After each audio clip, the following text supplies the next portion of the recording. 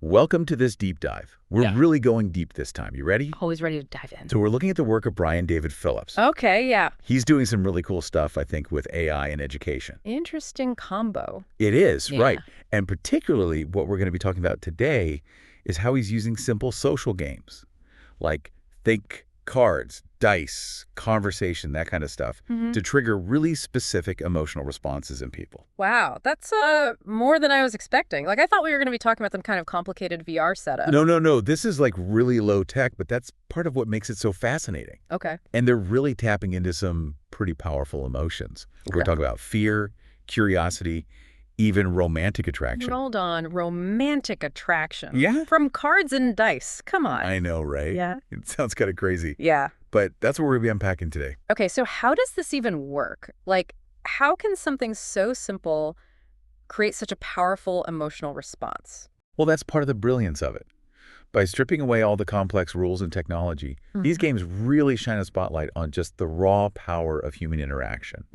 It becomes less about, mastering a system and more about navigating the really subtle nuances of human emotion. Okay. Yeah, I can see how that would be really relevant to Brian David Phillips's work with AI and education. Absolutely. Yeah. And he's identified 10 specific emotional states that can be targeted through this game design. Yeah. I was really surprised by the range. I mean, we're talking about everything from fear and excitement to empathy and, even romantic love. Wow. Okay. So, give me an example. How do you actually create, fear in a game with just a deck of cards? Well, think about a game like Werewolf. Have you ever played that? Yeah, sure. So you've got that atmosphere of paranoia and distrust, right? And it's all created through those hidden roles and that strategic deception. Right. That's a very deliberate design choice. They're playing on the kind of primal social anxieties that we all have. Okay, yeah, I get that. But what about something like romantic attraction? How do you design a game that can actually, make people feel those butterflies, Yeah. It does sound kind of counterintuitive, but the research suggests that it's possible. And the key is to simulate the stages of a developing relationship. Okay. Through very carefully structured interactions. So imagine a game where dice rolls determine these increasingly personal questions that you ask each other. So it's like mirroring that gradual deepening of a real-world connection. That's interesting. But can you really manufacture those feelings of intimacy and connection through a game? What's the psychology behind that? Well, it all comes down to really how our brains are wired for social interaction, right? Yeah. We crave connection. We seek out opportunities for intimacy. And these games of love, so to speak, simply kind of leverage that innate desire. They provide a structured framework for vulnerability and self-disclosure. So it's like a fast track to building rapport. Okay. I'm intrigued, but I'm also a little skeptical, I gotta admit. I think that's fair. So let's unpack this game of love concept a little further. Okay. What are the actual nuts and bolts, the design elements that supposedly make this thing work? And how does all of this tie back to Brian David Phillips's research on AI and education? Yeah. That's a good question. That's where it gets really, really interesting. And that's what we're going to be getting into. So really, Brian David Phillips is exploring how to craft this really carefully orchestrated emotional journey, right? Yeah. Through game design. Yeah. And it's not just about throwing together some cards and dice. It's about understanding how to use those elements to evoke specific emotional responses in a way that feels really natural and engaging. I'm curious about how you actually design a game that creates those kind of emotional highs and lows. Is there a formula for making players feel that roller coaster of emotions? Well, one key strategy is to introduce a sense of chance and unpredictability through the game mechanics themselves. Like the simple act of rolling a die or drawing a card, it injects this element of the unknown, right? Yeah. And that creates anticipation, excitement, maybe even a touch of anxiety. It's like that feeling you get when you're playing Truth or Dare, and you're really hoping you don't have to answer that really embarrassing question. Yes, exactly. Your heart skips a beat, and you're just, on the edge of your seat, waiting to see what fate has in store. Exactly. But chance isn't the only tool at our disposal. We can also use skill-based decisions to give players a sense of agency and control, which can lead to feelings of accomplishment, pride. So it's not just about being at the mercy of fate. Yeah. You're actively making choices that influence the outcome, which it can be empowering. Precisely. Yeah. So let's say you're playing a card game where you have to decide whether to reveal a secret or bluff your way through. Okay. That decision-making process, that mental calculation of risks and rewards, it adds this whole other layer to the emotional experience. Makes you think strategically, read the other players, weigh your options carefully. You're not just reacting, you're actively shaping the narrative. And then you have elements like negotiation and bluffing, which tap into our primal instincts around trust and deception. Oh, yeah. It forces you to question motives, read body language, navigate those complexities of social dynamics. I could see how those dynamics would create some really intense moments of suspicion and uncertainty. Yeah? Like it's like a social experiment playing out in real time. Absolutely. Imagine a game where you draw a card that requires you to convince the group of something, even if it's a complete lie.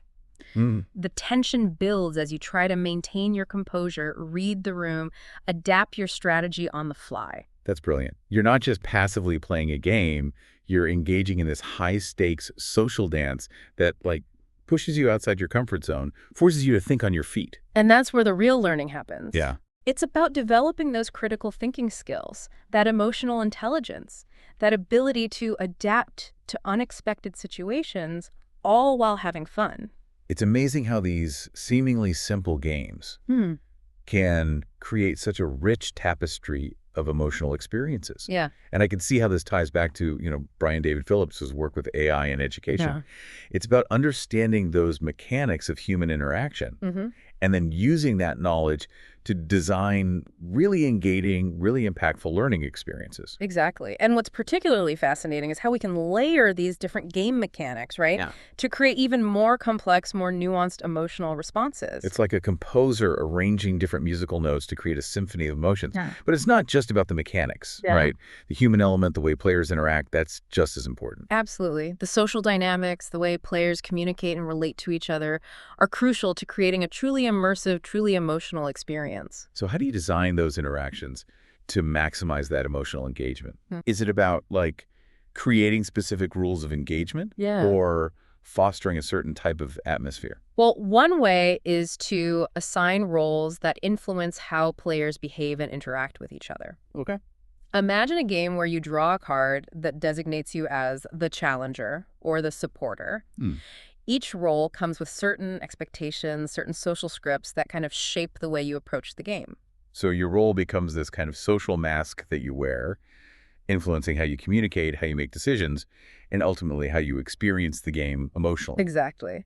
And then you have the structure of the game itself. Okay. The way turns are taken, the types of questions asked, the overall flow of the experience.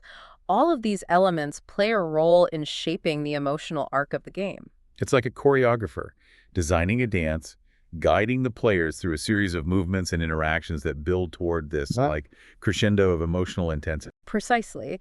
And within that structure, you can also incorporate elements like personal storytelling, vulnerability prompts to deepen the emotional connection between players. Right, like those conversation starters that encourage people to share meaningful experiences Yeah. or reveal hidden aspects of their personality. Exactly. And that's where the magic happens. When you create a space where players feel safe enough to, let their guard down and connect on a deeper level, that's when you unlock the true power of these games. So it's not all about, like, intense emotional highs, right? Right. We need those moments of levity, those emotional valleys to kind of balance out the intensity and keep the experience enjoyable. Absolutely. A good game designer knows how to weave in moments of humor, playfulness, lightheartedness to create that dynamic and engaging emotional journey. Yeah. It's about creating a space where players can laugh, relax, be themselves, even while exploring deeper emotional themes. So it's about finding that sweet spot, that balance between vulnerability and safety, between structured interaction and spontaneous connection. Exactly. And that's what makes this whole concept so fascinating, right? Yeah. It's about using the power of play to explore those complexities of human emotion and unlock our potential for connection, empathy. Yeah. And when you apply that thinking to education, as Brian David Phillips is doing, it just opens up a world of possibilities. It makes you wonder, what if we could tap into the power of these games to create more engaging learning environments, to teach social and emotional skills, to even help people overcome social anxieties. That's the exciting part, isn't it? It's about using the power of games to not just entertain, but to educate, to connect, and to help us grow as individuals and as a society. This is all incredibly thought-provoking. Yeah. So let's get back to this intriguing concept of designing a game of love. We've talked about the theory, the mechanics, but how do we actually bring it to life? What are the design choices that can make or break a game of love? That's a great question, and that's what we'll delve into in the final part of our deep dive. Get ready to unravel the secrets of designing a game that can capture that magic of romantic connection and explore the potential and the pitfalls of this fascinating concept. Okay, so where do we even begin with designing this game of love? Well, a good starting point is to break down those complex stages of love, like attraction, intimacy, bonding, into smaller, more manageable steps. And then think about how you can translate those steps into actual game mechanics. Right, so we're talking about things like cards, dice rolls, prompts. Exactly. It's all about finding creative ways to guide players through those stages in a way that feels natural, fun, and engaging. Okay, so let's tackle attraction first. What kind of game mechanics could you use to spark that initial spark, a sense of intrigue? Well, you could use prompts or tasks that encourage players to reveal those kind of unique, quirky things about themselves. Okay, like instead of asking, what's your favorite color, you might ask, what's one thing you're secretly passionate about? Something that gives a little glimpse into their, like, inner world.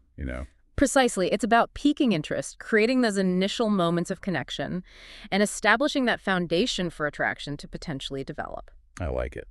But attraction is just the first step. How do you design a game that actually encourages intimacy, that kind of emotional depth that's essential for a real connection? That's where storytelling can play a really powerful role. You could use cards or dice rolls to prompt players to share, meaningful experiences, hopes, dreams, even fears. That's a bit of a tightrope walk, though, isn't it? You want to encourage vulnerability, but you don't want it to feel like a therapy session or like you're pressuring people to overshare. You're absolutely right. That's why a good game designer would make sure to prioritize that gradual escalation. Always give players that option to pass or adjust prompts to their own comfort level. So it's like building a relationship in real life. You don't spill your deepest secrets on a first date. Precisely. It's about pacing, respecting boundaries, and creating that sense of safety. Okay, so we've covered attraction and intimacy. But what about bonding? How do you design a game that replicates those kind of shared experiences, that feeling of connection that comes from overcoming challenges together? You can definitely build in collaborative elements, right? Tasks or challenges that require players to work together toward a shared goal. So maybe they have to solve a puzzle, build something, or even create a story as a team. Exactly. It's about taking the focus off individual competition and fostering that sense of we're in this together. Those shared experiences, even within a game, can really be powerful bonding agents. Absolutely. They create a sense of shared history, inside jokes, those remember when moments that solidify a connection. It's all starting to make a lot more sense. But we can't forget about the most important element of any game: fun. Of course. How do you make sure this game of love doesn't feel too serious, too clinical? You inject humor, playfulness, a bit of lighthearted teasing. It's about creating an atmosphere where laughter comes naturally and those sparks of romantic attraction have the space to kind of ignite organically. Right, because at the end of the day, it's not about forcing connections. It's about creating the right conditions for them to blossom. Exactly. Well, this has been an incredibly insightful deep dive. Who knew that something as simple as a game could have such profound implications for our emotional lives? It's fascinating, isn't it, how play and human connection are so deeply intertwined. And who knows, maybe in the future, with advancements in AI and personalized learning, these games of love could become even more sophisticated, even more effective at helping us navigate the complexities of relationships. Now, this is a thought-provoking idea to leave our listeners with. Thanks for joining us on this deep dive into the world of games, emotions, and the surprising connections between them. Breathe deep, close your eyes, and surrender to the cards. Let the rhythm of the symbols take you far. In the dance of the arcana, see your story start to bloom.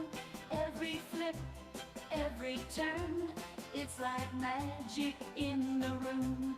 Tarot trance, feel the vibe, Let your spirit take a ride.